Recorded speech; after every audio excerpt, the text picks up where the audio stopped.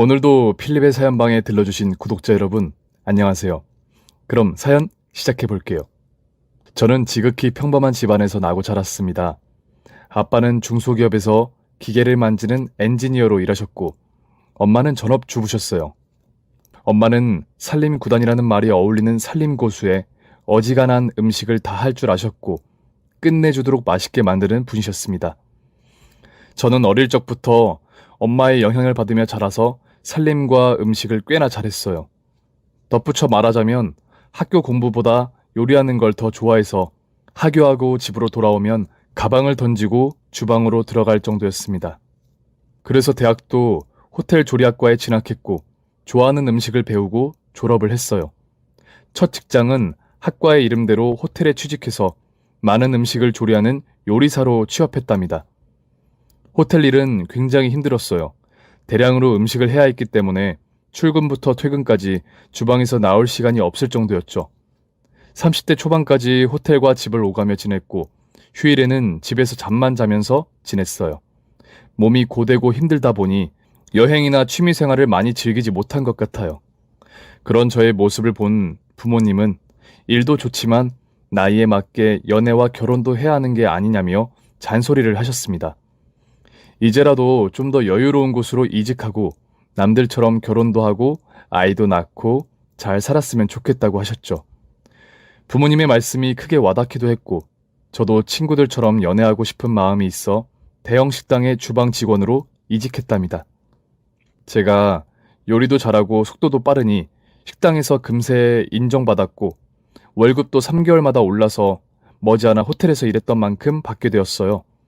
그렇게 여유있게 지냈음에도 남자가 생기지 않았어요. 소개팅은 너무 억지스러운 만남 같아 다 거절했어요. 제가 자연스러운 만남을 추구하다 보니 언젠가 좋은 인연이 스스로 나타날 거라 믿고 기다렸죠. 그렇게 시간이 흘러갔고 제 나이가 35까지 찼을 때 인연이 찾아왔습니다. 그날은 낮근무만 하고 집으로 돌아가는 길이었는데 인도에 길고양이가 피를 흘리며 힘겹게 걸어가는 걸 보았답니다. 사람들은 대부분 무시하고 지나가서 저 역시 지나치고 말았는데 집에 가까워지자 그 고양이가 생각나서 발걸음이 절로 멈춰지더라고요.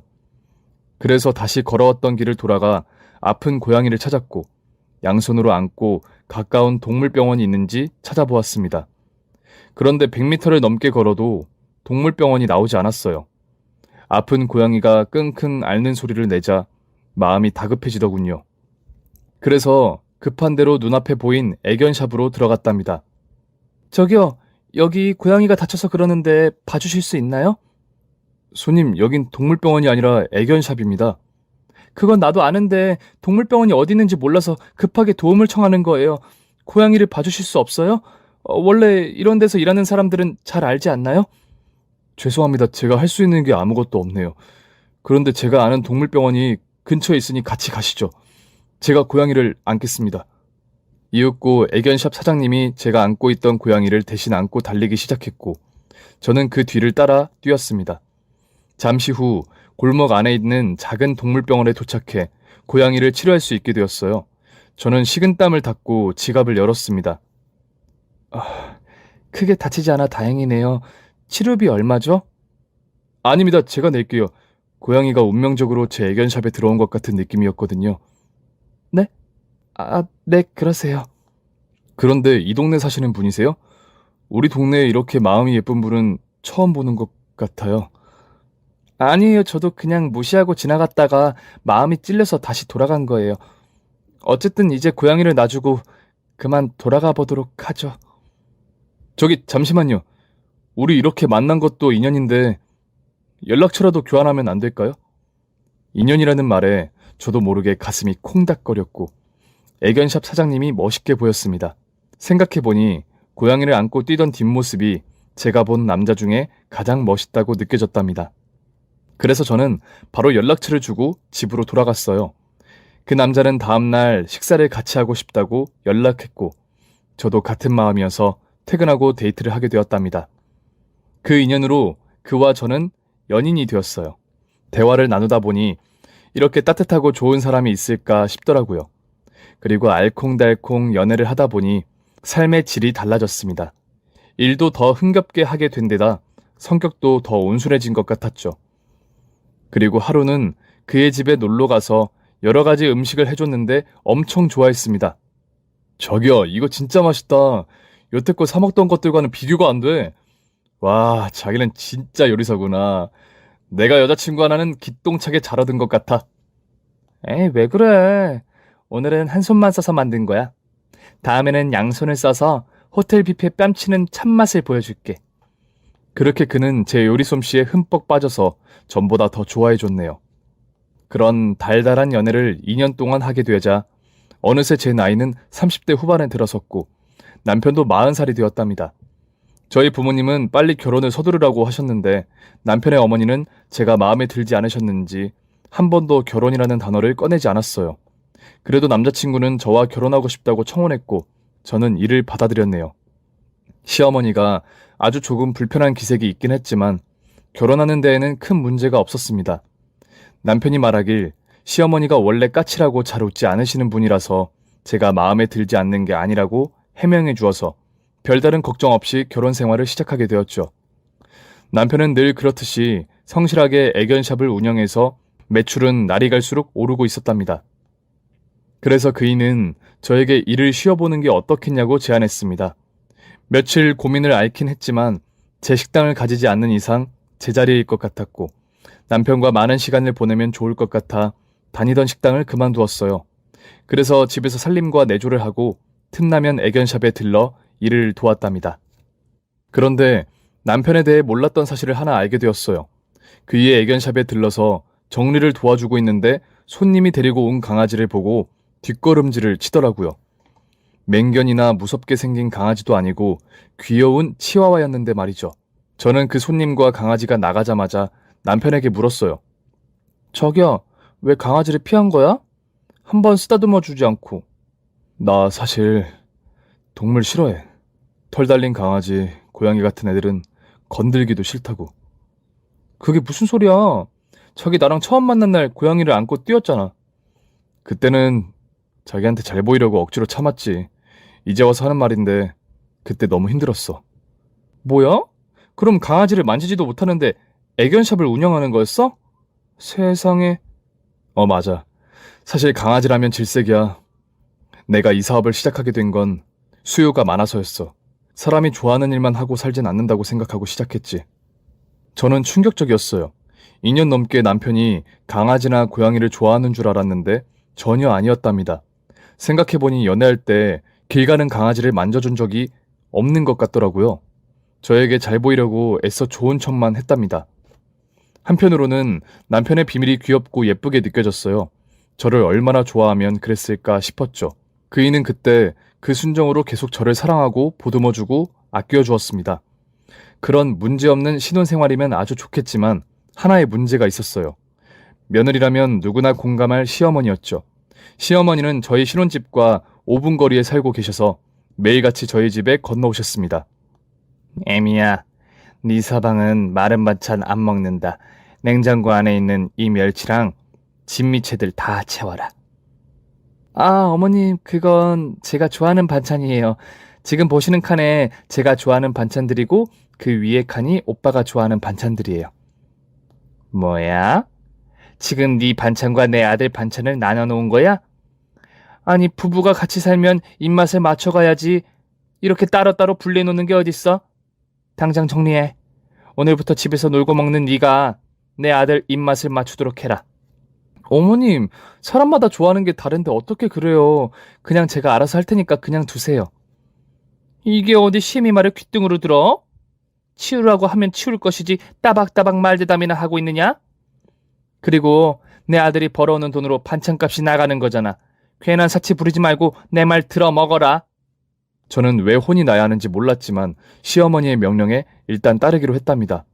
게다가 제가 하는 요리에 딴지를 거셨어요.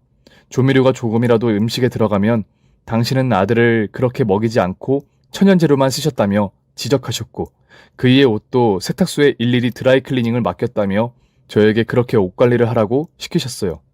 살림에는 큰 자신감이 있었는데 시어머니의 요구대로 해야 했기 때문에 하나부터 열까지 다 바꿔야 했답니다. 아들 자부심이 워낙 심하셨으니 작은 꼬투리라도 잡히면 몇 시간을 가만히 서서 혼이 나며 교육을 받아야 했네요. 뭐 어쩌겠어요. 남편 덕에 집에서 살림만 하고 있으니 입을 다물고 말았죠. 그리고 1년 뒤 시어머니는 임신을 못하고 있는 저에게 아주 강렬하게 화를 내셨습니다. 40이 다 되어가는데 아직도 소식이 없으면 어쩌냐고 하셨어요. 에미, 너 혹시 몸에 이상이라도 있는 거 아니냐? 아니에요. 지난번에 오빠랑 같이 검사 받았을 때 아무런 문제가 없다고 했어요. 그런데 왜 애가 안 들어서는 거야? 아니면 혹시 너 내 아들 만나기 전에 물란하게 남자들을 만나고 다닌 거 아니냐? 네? 어머님, 무슨 말씀을 그렇게 하세요? 저 가정교육 잘 배우고 자랐어요. 그런 망나니 짓은 절대 하지 않았다고요. 아니면 말지 왜 이렇게 오버하는 거야, 응? 그럼 이제부터 내가 하라는 대로 해라. 시어머니의 막말에 이어 말도 안 되는 훈수를 두셨습니다. 바로 잠자리 훈수를 말이죠. 내 아들하고 잠자리를 하거든. 동쪽으로 머리를 두고 하거라. 태양이 뜨는 방향으로 머리가 있어야 기운이 받는 법이야. 저는 너무 기가 차서 아무 대답도 하지 못했어요. 어떻게 시어머니란 분이 며느리한테 잠자리 교육까지 하는지 이해되지 않았습니다. 실제로 이것보다 더 자세하고 적나라하게 설명했는데 차마 글로 표현하지 못하겠네요. 여하튼 시어머니의 훈계대로 남편과 부단히 노력을 해봤지만 임신은 쉽게 되지 않았습니다. 그래서 매일같이 욕을 먹고 혼이 나야 했죠. 세월이 5년이나 흘러도 마찬가지였어요. 네 나이 42이다. 이제 아예 임신을 포기한 거냐? 설마 벌써 폐경이 온 건 아니지? 아니에요, 어머님. 요즘 42이면 한창 젊은 축에 낀다고요. 그리고 아이는 언젠가 생길 테니 그만 좀 나무라 하세요. 얼씨구, 뭘 잘했다고 말대답이야? 내 아들같이 완벽한 남자를 만났으면 그에 맞는 아내가 돼야 하는 게 본분인데 그걸 못하고 있는 니년한테 한 소리 했다고 바로 입이 튀어나오냐? 이래서 젊은 여자랑 결혼하라고 일렀는데 으휴, 내 팔자야. 그런 식의 무시와 막말, 폭언이 지속되었어요. 남편은 이를 알고 있긴 했지만 속 시원하게 중재를 하지 못했습니다. 제가 눈물까지 흘리며 힘들다고 말해도 그러려니 하고 한 귀로 흘리라는 말만 되풀이했어요. 그렇게 제 자존심과 억장이 조금씩 무너지고 있는데 남편의 애견샵이 무너지고 있었습니다. 요즘 너도 나도 강아지를 키우는 추세이다 보니 애견샵을 차리는 사업자들이 날로 늘어갔으니 결국 나눠먹기식으로 장사를 하게 된 거죠. 제가 여러모로 힘든 시기를 겪다 보니 어디에다 하소연을 하고 싶었습니다. 다만 친구들에게는 차마 시댁욕을 못하겠더라고요. 나중에 부메랑이 되어 시어머니 귀에 들어갈까봐 신경 쓰여서 주변 사람들에게는 제가 어떻게 사는지 말하지 않았죠. 그래서 블로그라는 공간에 글을 쓰기 시작했어요. 익명이 보장되고 제 이야기를 읽고 댓글로 답변을 해주니 꽤나 속이 풀리는 것 같았죠. 처음엔 시어머니 이야기를 쭉 늘어놓다가 제 요리 솜씨를 자랑하고 싶어 요리 과정과 완성작을 사진으로 찍어 블로그에 올렸어요. 그러자 방문자들이 날이 갈수록 늘었고 다른 요리도 알려달라는 댓글이 주렁주렁 매달렸습니다. 그제야 저는 왜 사람들이 인터넷 세상에 집착하고 좋아하는지 이해할 수 있었어요. 블로그는 저에게 유일한 낙이 되어버린 거죠. 물론 파워 블로거처럼 막 인기가 있지는 않았지만 단골 손님들처럼 매일 와서 응원하고 돌아가시는 분들이 덜어 계셔서 짜릿한 기쁨을 맛볼 수 있었어요. 그런데 그런 소소한 행복도 잠시였습니다. 남편의 애견샵이 힘든 걸 넘어서서 재기불능할 만큼 크게 망해버렸어요. 코로나가 원인이라고 하지만 잘 되는 애견샵들이 있어서 핑계가 되지 않았어요. 강아지를 좋아하지 않는 남편의 운영 방식에 큰 문제가 있을 테죠. 그렇게 애견샵은 폭삭 망하고 권리금도 받지 못하고 빼야 했답니다. 그런데 이 소식을 접한 시어머니가 큰 충격을 받으시고 풍을 맞고 말았어요. 당신의 모든 것인 아들의 실패에 좌절하고 마신 거죠. 병원에 입원한 시어머니는 왼쪽 얼굴과 팔다리가 마비되셔서 말씀을 제대로 하시지도 못하고 걷는 것도 힘드실 거라 했습니다.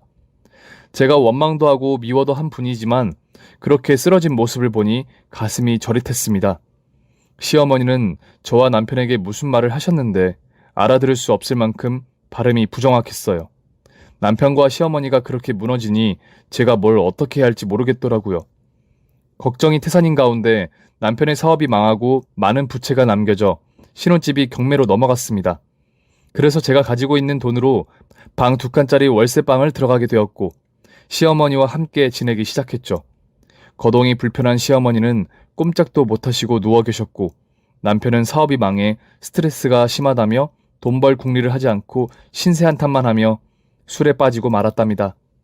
집안의 정상인 사람은 저뿐이었고 생계를 책임질 사람도 저뿐이었죠. 그래서 급한 대로 작은 식당에 취직해 일을 시작해 적은 돈이지만 세 식구가 먹고 사는 데에는 지장이 없었습니다. 남편은 매일 술에 찌들어 있는 데다가 성격도 난폭하게 변했어요. 그동안 자기 덕에 편하게 먹고 살았으면 은혜를 갚아야 하는 게 아니냐며 큰 소리를 치며 돈을 요구했답니다. 당신 술 좀 그만 마셔. 도대체 언제까지 이러고 있을 건데? 뭐야? 이 옆에 내가 돈 벌어줄 때는 실실거리더니 돈 못 버니까 승질 부리네? 승질 부리는 게 아니라 앞으로 대책을 세워야 할 거 아니야. 내가 대책 없어 보? 나 능력 있는 사업가야. 한 번 망했다고 무시하지 말라고. 그러니까 사업을 다시 재개하려면 미천을 벌어야 할 거 아니야. 가만히 앉아서 술만 퍼마시면 하늘에서 돈이 뚝 떨어져? 이봐 당신! 그동안 내 덕에 편하게 먹고 놀았으니까 사업 자금 좀 대줘. 당신 친정에 돈 좀 달라고 해봐. 우리 친정에 그럴 돈이 어딨어. 허튼 생각 말고 남 밑에서 돈 벌 생각을 해. 이놈의 여편네가 남편이 말하면 네 알겠습니다 라고 고분고분하게 대답할 것이지 어딜 가르치려고 들어? 그이는 숨겨져 있던 시어머니의 모습이 고스란히 드러났어요. 계속 타이르고 설득하며 말해봤지만 남 밑에서 일하는 건 도저히 못하겠다며 저더러 돈을 구해달라고 화만 냈답니다. 그이는 점점 알코올 중독에 빠져갔고 시어머니는 갈수록 상태가 안 좋아졌죠. 저에겐 2가지 선택지가 있었는데 이혼을 하느냐와 돈을 마련해 남편을 재기시킬 것이었느냐였습니다. 그런데 제가 아직도 남편을 많이 사랑하고 있다는 걸 느껴서 포기하고 싶지 않아 후자를 선택했어요. 친정 부모님께 말씀드려 돈을 빌릴까 했지만 친정도 사정이 그리 좋지 않아서 말을 삼켜버리고 제가 대출받기로 결정했답니다. 은행에서는 담보가 없어 식당에서 일하는 걸 증명해 소액의 금액을 받게 되었고 이 금융권과 카드론과 합하여 5천만 원을 채웠어요. 저는 통장과 도장을 그이에게 건네며 자기야, 내가 마련한 돈이야. 전부 대출로 마련한 돈이니까 당신이 벌어서 갚도록 해. 라고 말해주었습니다. 겨우 5천? 이걸로 누구 코에 붙이냐? 넌 사업이 그렇게 만만해? 받기 싫으면 관둬. 아 진짜 누가 싫다 그랬어? 좋아. 일단 이 돈으로 작게 시작해서 대박 터뜨려 보도록 하지. 남편은 그제야 술을 끊고 사업을 시작하겠다고 집을 나섰습니다. 작은 사무실을 구해 강아지 사료와 미용 제품을 온라인으로 판매하는 것으로 사업을 시작했는데 다행스럽게도 수익이 조금씩 발생하여 남편 걱정을 덜 수 있었네요. 하지만 매달 갚아야 하는 대출 이자와 원금 일부를 갚을 수준이 되지 않아서 당분간은 제가 부담해야 했답니다. 식당에서 버는 180만 원의 월급으로는 생활비와 시어머니 병원비와 약값으로 거의 다 지출돼서 더 큰 식당의 주방장으로 이직하거나 호텔로 다시 취직해야 했답니다. 그런데 저는 공백기도 5년 넘게 있는 데다가 희망 연봉도 높게 잡아서 받아주는 데가 한 군데도 없더라고요. 만약 일을 쉬지 않았더라면 쉽게 연봉 협상도 했을 텐데 참 안타까운 일이었죠. 그래서 전 급한 대로 투잡을 뛰기로 했답니다. 식당이 오후부터 일을 시작하니 오전에 할 수 있는 일을 찾아보았죠. 시급이 제일 괜찮은 걸 찾아보다가 가사도우미가 눈에 들어왔어요. 초보 시급이 2만 원이었으니 꽤 많이 주는 거였죠. 게다가 살림 하나는 자신이 있었으니 주저하지 않고 회사에 연락해 면접을 보게 되었답니다. 이튿날 바로 가사도우미 일을 시작하게 되었는데 사장님이 제 편의를 봐주시려고 저희 집과 가까운 고객들을 연결시켜 주었습니다. 하루에 2가구에서 3가구 일을 할 수 있었고 오전에 4시간과 식당 일이 끝난 뒤 추가로 2시간을 더해 하루 12만 원씩 벌게 되었답니다. 그렇게 일하다 보니 고객들이 저의 살림 솜씨를 알아보시고 저를 지명해주는 분들이 많이 계셨어요. 저는 식당에서 일하는 시간에는 가사도우미 일을 못한다고 사장님께 알렸더니 저와 연봉 협상을 하자고 하더군요. 식당에서 일하는 것보다 2배 이상을 벌게 해주겠다면서 말이죠. 그래서 전 식당을 그만두고 전업으로 가사도우미 일을 하게 되었어요. 월급이 꽤 많아서 대출금을 갚고도 생활비가 넉넉했답니다. 다만 하루 종일 남의 집 살림을 거둬야 하니 몸이 매우 힘들고 지쳤어요. 퇴근하고 집에 가면 바로 골아떨어지곤 했네요. 반년이 넘도록 이 한 몸 갈아가며 남편의 빚을 갚아갔습니다. 그이는 연신 조금만 더 기다려달라고 말하며 사업이 자리를 잡으면 목돈으로 나눠서 갚겠다고 했어요. 남편 얼굴을 보면 한숨이 나오고 화가 나기도 했는데 또 한편으로는 불쌍하고 가엾더라고요. 저 정말 바보 같죠? 이런 상황에서도 남편을 사랑하고 있으니 이 고생을 하고 있던 겁니다. 그렇게 몇 달의 시간이 흐르자 남편의 사업은 궤도를 뚫고 솟아났습니다. 새로 출시한 강아지 사료가 대박이 나면서 온라인 판매가 급증하게 된 거죠. 이에 시어머니도 풍이 씻은 듯이 나았답니다. 기적에 가까울 만큼 멀쩡한 상태가 되었답니다. 그래서 여유가 생긴 남편에게 이제라도 빚을 갚으라고 말했습니다. 자기야, 나 가사도우미로 하루 14시간씩 일하는 거 너무 힘들어. 이제라도 당신이 남은 대출금하고 이자를 갚아주면 안 될까? 아, 그거? 일단은 당신이 갚고 있어. 내가 몇 달 뒤에 한꺼번에 5천만 원을 줄 테니까, 아니지, 이자까지 다 줄 테니까 조금만 기다려. 지금 사업이 잘 되고 있긴 하지만 여유 자금이 빠지면 휘청거릴 수도 있다고. 사업을 잘 몰랐던 저는 남편의 말을 믿고 몇 달 더 고생하기로 했습니다. 그만큼 제 허리와 다리, 어깨는 망가질 대로 망가졌죠. 매일 파스를 붙이지 않으면 잠을 자지 못할 정도로 힘이 들었답니다. 그러던 어느 날이었어요. 그날도 몸과 마음이 몹시 지쳐서 집으로 돌아갔는데 남편이 안방에서 시어머니와 대화를 나누고 있었답니다. 목소리가 크게 들려서 방문을 열지 않아도 모두 들을 수 있었죠. 예, 너 사업도 대박나고 돈 많은 여자도 생겼으니 이제 그만 네 파출부 마누라는 버려야 하는 거 아니니? 그 여자랑 동업까지 하고 있으니 빨리 결혼하면 좋겠구만. 엄마, 너무 성급해. 지금 이혼하면 위자료를 많이 줘야 한다고. 게다가 사업 자금하라고 5천만 원을 빌려줬으니 그것도 다 갚아야 한다고. 몇 달 더 버티다가 사업이 망했다고 뻥치고 이혼하는 게 나을 것 같아. 아니, 네 마누라 그동안 네 덕에 편하게 잘 살았잖아. 그런데 위자료를 왜 주니? 그리고 남편 사업 자금 대준 게 무슨 대수라고? 그 정도 은혜는 베풀고 떠나야 하는 거 아니니? 엄마가 몰라서 그래. 집사람이 얼마나 계산적인 사람인데 내가 이혼하자고 하면 당장 돈부터 내놓으라고 할 거라니까. 에휴, 이래서 집안에 여자가 잘 들어와야 한다는 말이 있는 거다. 진작에 지금 만나는 부잣집 딸과 인연이 되었으면 좀 좋아? 엄마, 집사람 올 때 됐다. 괜히 말실수해서 들통나지 않도록 해. 알았다. 대신 하루빨리 이혼해서 저 거지 같은 거 쫓아내라. 두 사람의 대화를 모두 듣고 다시 발길을 돌려 밖으로 나갔어요. 이대로 두 모자를 마주하면 감정이 폭발할 것 같기 때문이었죠. 저는 바람을 쐬며 깊은 생각에 잠겼고 어떻게 해야 할지 계획을 세웠답니다. 물론 남편놈과 더는 같이 살고 싶지 않아 제대로 한 방 먹이고 헤어질 마음이었네요. 며칠 동안 아무것도 모른 척하고 집에서 지냈고 하던 가사도우미도 계속했습니다. 머릿속이 엉켜서 뭐부터 해야 할지 답이 나오지 않더라고요. 그런데 제가 매일 가는 집에 고객님이 저의 표정을 보고 무슨 일이 있냐고 물었답니다. 저기, 무슨 일 있으세요? 아니에요, 고객님. 사적인 일로 고민을 좀 했습니다. 커피 한잔 하실래요? 제 직업이 방송국 PD인 건 아시죠? 고민을 들어줄 사람이 필요하다면 제가 가장 적합할 겁니다. 저는 소파에 앉아 PD님이 건네준 커피를 마시게 되었고 제 눈을 뚫어져라 보며 고민을 털어놓으라는 PD님의 말에 저도 모르게 말문이 열렸습니다. 그래요. 숨겨서 뭐 하겠어요. 제 남편이 바람이 났어요. 그리고 위자료 한 푼 안 주려고 머리를 굴리고 있답니다. 그이는 제가 아무것도 모르는 줄 알고 있거든요. 아이고, 그런 일이 있으셨군요.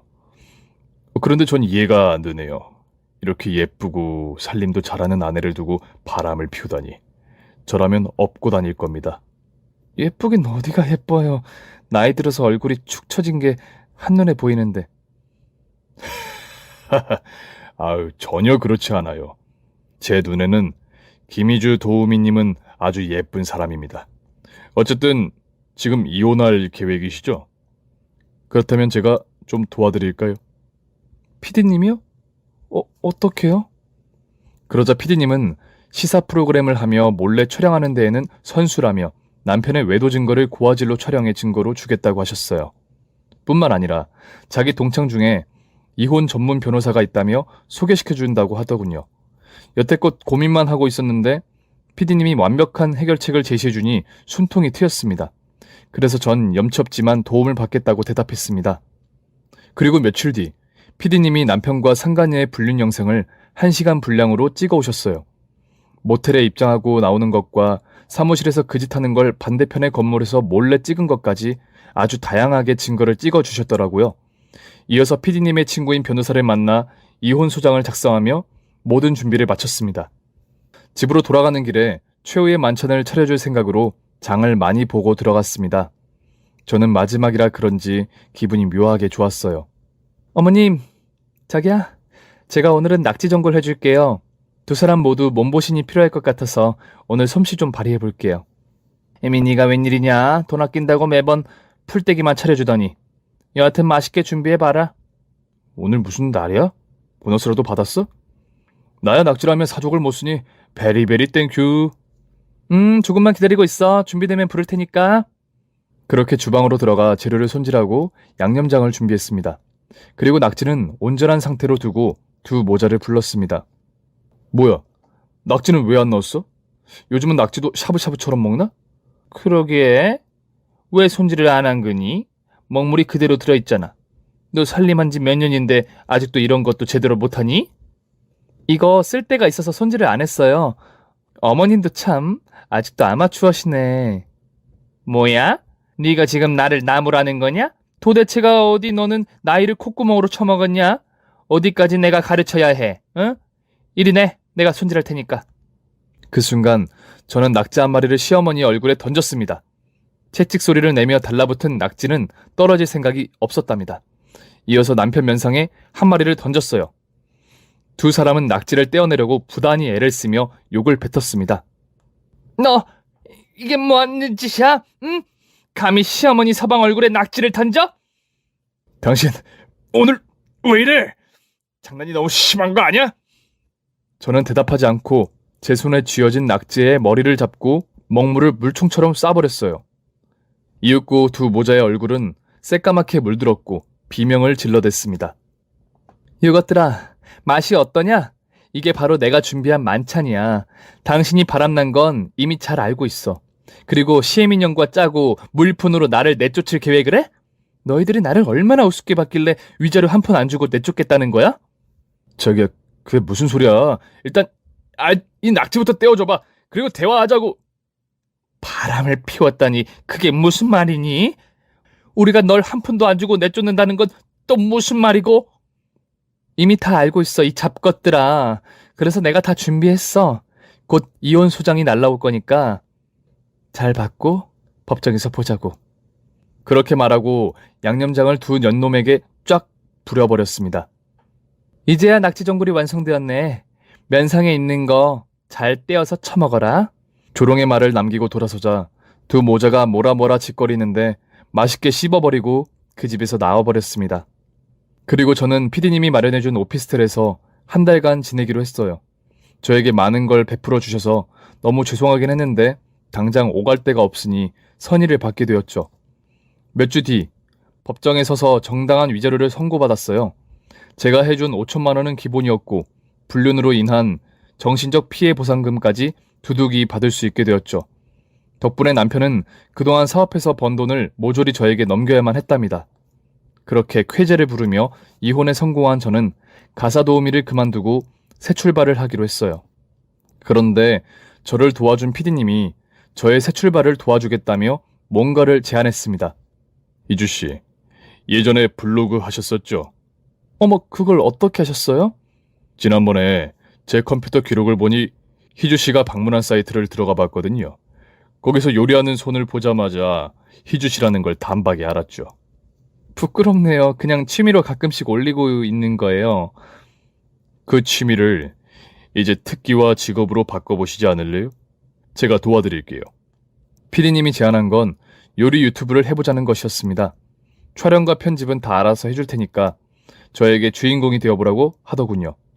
저야 요리하는 걸 무척이나 좋아하니 거절할 이유가 없어서 무조건 열심히 해보겠다고 다짐의 말을 했습니다. 역시나 능력 있는 PD님이라 그런지 서너 개의 영상을 찍고 유튜브에 올리자 구독자가 수만 명이나 생겼고 조회수도 10만이 넘어갔답니다. 저는 이 모든 게 재밌고 신기하기만 했는데 돈까지 많이 벌어서 더할 나위 없었어요. 시간이 흐르면 흐를수록 제 유튜브 채널의 인기는 우상승했답니다. 그런데 거기서 그치지 않고 협찬까지 물밀듯이 들어왔어요. 협찬 비용은 얼마나 많이 주던지 제가 가사 도우미로 1년 동안 해서 벌 것을 2달 만에 채웠답니다. 제 유튜브는 그야말로 초대박이 나서 돈방석에 앉게 된 거죠. 그리고 얼마 뒤 이혼한 전 남편이 저를 찾아왔어요. 역시나 어처구니 없는 소리를 짓거렸습니다. 자기야, 잘 지냈어? 나는 당신과 이혼한 뒤로 힘들게 지내고 있어. 돈도 돈이지만 사업도 망하게 생겼거든. 사업 잘 된다고 어깨에 뽕 들어간 게 엊그제인데 갑자기 왜 망하게 생겼냐? 그게 말이야, 사실 당신한테 위자료 주고 돈이 쪼들려서 중국산 사료랑 섞어서 팔았거든. 그래서 소비자들이 항의하고 난리 난 상태야. 나는 그렇게까지 하지 않으려고 했는데 지금 사는 마누라가 시켜서 그랬거든. 네 새 마누라가 시킨다고 그따위 짓을 하냐? 넌 아직 사람이 되려면 멀었어. 그래서 그 말 하려고 날 찾아온 거야? 그런 하소연 하러 왔을 리가 없는데. 역시 당신 눈치는 겁나 빠르다니까. 사료 문제로 마누라랑 심하게 싸우고 쫓겨났어. 동업이긴 한데 당신한테 줄 위자료를 그 여자한테 빌려서 빈몸으로 나오게 된 거야. 그래서 말인데 당신이 나한테 돈 좀 빌려주면 안 될까? 당신 유튜브로 떡상한 거 다 알고 있어. 제법 재주가 좋던데. 정말 기가 막히다 못해 코가 막히고 환장하겠더라고요. 이런 인간이 어디가 좋아서 그 뒷바라지를 해줬는지 제 자신이 너무 한심하고 미웠답니다. 말 같은 소리를 해. 네가 나한테 한 짓이 있는데 곱게 돈을 빌려줄 거라 생각했니? 그러자 전 남편이 대뜸 무릎을 꿇고 손을 싹싹 빌며 자기야, 우리 다시 시작하자. 나 그동안 반성 많이 했어. 당신한테 몹쓸 짓 한 거 다 갚으면서 살도록 할게. 그러니까 한 번만 나를 용서해줘. 저는 대답 대신 따귀를 내려쳤고 그의 얼굴에 가래침을 확 뱉어버렸습니다. 한 입 더 줄까? 아니면 그냥 꺼질래? 전 남편은 사람들이 몰려들자 벌떡 일어나 저를 노려보며 소곤대듯이 욕을 하고 사라졌어요. 집으로 돌아가며 생각을 해봤는데 전 남편이 상간녀와 강아지 사료에 장난쳐서 파는 걸 빌미로 큰 벌을 내리고 싶었습니다. 그래서 전 PD님을 찾아가 이 사실을 알렸어요. 그러자 PD님은 제보해줘서 고맙다며 당장 자리에서 일어나 취재를 나가셨답니다. 그리고 3주 뒤 남편과 상간녀의 행실이 전파를 타게 되었고 경찰이 조사를 착수해 두 년놈을 체포했어요. 사기죄와 식품법 위반죄 등으로 사업장이 문 닫은 건 물론이고 징역을 피할 수 없었답니다. 전 남편은 상간녀가 시켜서 한 일이고 이미 손을 뗐다고 발악했지만 판사님은 선처하지 않고 둘에게 똑같이 2년의 감옥살이를 선물로 주셨어요. 그렇게 복수가 끝났나 싶었는데 얼마 뒤에는 시어머니가 장을 보고 있는 저에게 아는 체를 하시는 겁니다. 그런데 시어머니는 풍을 또 맞으셨는지 이번에는 오른쪽 얼굴과 팔다리가 마비되어서 힘들게 말하고 걸었답니다. 사가, 그동안 잘 지냈느냐? 난 네가 떠난 이후로 너무 외로웠다. 한 식구였던 사람이 사라지니 그렇게 허전할 수 없더라. 어머니 풍이 또 온 거예요? 아들놈이 감옥 가는 걸 보니 크게 충격을 받고 또다시 꼴이 됐구나. 그럼 그게 제 탓이라고 따지려고 저한테 말을 거신 거예요? 아니다. 그놈은 좀 벌을 받아야 해. 너를 버리고 이상한 년이랑 살다가 지 인생을 망친 거야. 네 탓은 하나도 없다. 그런데 말이야, 너 요즘 유튜브에서 잘 나가더라. 역시 솜씨가 남다르긴 해. 그래서 말인데 나한테 돈 좀 빌려주면 안 될까? 보다시피 푹 맞은 노인네가 일을 할 수가 없으니 병원비에 약값에 생활비까지 들어가는 돈이 한두 푼이 아니구나. 한 5천만 원만 빌려주면 안 되겠니? 터무니없는 말이었지만 시어머니가 불쌍해서 잠시 고민했어요. 저는 마저 장을 보고 어디 가서 밥이라도 먹으면서 이야기하자고 했죠. 그런데 시어머니가 오른쪽 다리를 질질 끌다가 왼쪽 다리로 바꿔서 바닥에 끌며 걷는 겁니다. 그 순간 눈치챘죠. 시어머니가 저에게 돈을 받아가려고 쇼를 하고 있는 걸 말이죠. 저는 피식하고 웃음이 나왔고 마지막으로 재밌는 복수를 해주기로 결심했어요. 어머님, 이제 장 다 봤으니까 밥 먹으러 가요. 저 따라오세요. 그래, 고맙구나. 내 다리가 불편하니 천천히 가자. 한 5분 정도 걷자 제가 원하는 식당 앞에 도착했습니다. 세아가 여긴... 네, 맞아요. 오늘 어머님과 최후의 만찬을 하고 싶어서 낙지 전골집을 골랐어요. 어서 들어가요, 어머님. 여기 낙지가 아주 실하고 쫀득해서 얼굴에 한 번 붙으면 떨어지질 않는데요. 게다가 양념장에 청양고추가 들어가서 매콤하니까 제대로 맛볼 수 있을 거예요. 시어머니는 제가 이미 눈치를 채고 골려 먹으려는 걸 알았는지 걸음걸이가 정상적으로 바뀌어서 뒷걸음질을 치더군요. 어디 가세요? 얼른 오세요, 어머님. 아니야, 나 그만 가련다. 쇼를 하던 시어머니는 뒤를 돌아 전력 질주로 주랭랑을 쳤습니다. 그 뒷모습이 얼마나 웃기던지 배꼽을 잡고 웃었네요. 그렇게 시어머니는 폐지를 주우시며 감옥 간 아들에게 영치금을 마련했답니다. 두 모자의 폭막한 인생을 보니 아주 속이 시원했네요. 그리고 여느 때처럼 유튜브 촬영을 할 때마다 피디님과 함께 했어요. 저를 지금의 멋진 인생을 살게 해준 은인과 말이죠. 그런데 문득 궁금하더라고요. 왜 이렇게 저에게 잘해주고 도와주는지 물어보고 싶었답니다. 피디님, 저는 피디님 아니었으면 아직 가사 도우미로 살고 있었을 거예요. 저한테 이런 인생을 살게 해주셔서 고맙습니다. 에이, 그게 무슨 말이에요. 다 희주씨가 잘해서 성공한 건데. 피디님 저한테 왜 이렇게 잘해주세요? 네? 그건... 혹시 저를 좋아하시나요? 네, 좋아해요. 피디님은 제가 처음 가사 도우미로 찾아갔을 때부터 마음이 있다고 했어요. 유부녀라 단념하려고 했는데 이혼을 하니 마음이 확고하게 바뀌었다고 전했습니다. 피디님, 마음은 고마운데 저는 이혼녀예요. 총각의 인생을 망치고 싶지 않다고요. 피디님이 어디가 모자라서 저 같은 여자를 만나요. 그게 무슨 상관이에요. 제가 희주씨를 좋아하는 건 변함없는데. 요즘 이혼은 흠이라고도 못해요. 그리고 사실 저도 동거한 여자친구가 있었다고요. 그러니까 우리 한번 사귀어 봅시다. 아주 진지하게.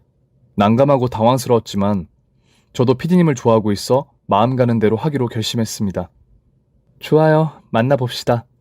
아주 찐하고 진지하게. 제 말에 피디님이 환호성을 질렀고 제 볼에 기습 뽀뽀를 했답니다. 그 자리에 있던 스태프들은 박수를 치며 축하한다고 외치며 앞으로 응원한다고 했어요. 그날 저녁 처음 피디님과 데이트를 하게 되었는데 20대 초반에 느꼈던 짜릿한 감정을 느꼈네요. 그렇게 7개월이 지난 지금도 피디님과 저는 연인 사이로 지내고 있습니다. 결혼 이야기가 오가고 있긴 한데 피디님과 결혼은 심사숙고해서 결정하자고 말했답니다. 그래서 지금은 아주 재밌고 행복한 연애로 잘 살고 있고 유튜브로 버는 수익으로 배가 빵빵하게 지내고 있어요. 여기까지가 저의 이야기였습니다. 똥차 가고 벤츠가 온다는 말 아시죠? 제 상황이 지금 그러하네요. 제 이야기를 들어주신 분들 중에 모진 시어머니와 바람나고 대책 없는 남편과 살고 계신다면 이혼을 심사숙고하세요. 저처럼 뼈갈아가며 희생해봤자 돌아오는 건 뒤통수뿐이랍니다. 그럼 저는 이만 물러갈게요. 안녕히 계세요. 사연 잘 들으셨죠? 구독과 좋아요를 눌러주시면 감사하겠습니다. 저 필립은 다음에 더 재밌는 사연을 가지고 돌아오겠습니다. 그럼 안녕히 계세요.